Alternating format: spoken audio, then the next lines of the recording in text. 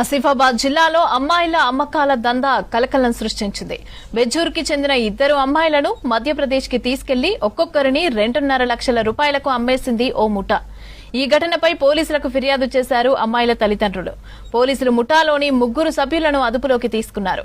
అమ్మాయిల అమ్మకాల దందాలో ఎవరెవరు ఉన్నారో దర్యాప్తు చేస్తున్నామని చెప్పారు. ఆసిఫాబాద్ జిల్లాలో అమ్మాయిల అమ్మకాల దందా కలకలం సృష్టించింది. బెజ్జూర్కి చెందిన ఇద్దరు అమ్మాయిలను మధ్యప్రదేశ్ కి తీసుకెళ్లి ఒక్కొక్కరిని 2.5 లక్షల రూపాయలకు అమ్మేసింది ఓ ముఠా. ఈ ఘటనపై పోలీసులకు ఫిర్యాదు చేశారు అమ్మాయిల తల్లిదండ్రులు. ఇక పోలీసులు ముఠాలోని 3 సభ్యులను అదుపులోకి తీసుకున్నారు. అమ్మాయిల అమ్మకాల దందాలో ఎవరెవరు ఉన్నారో దర్యాప్తు చేస్తున్నామని చెప్పారు.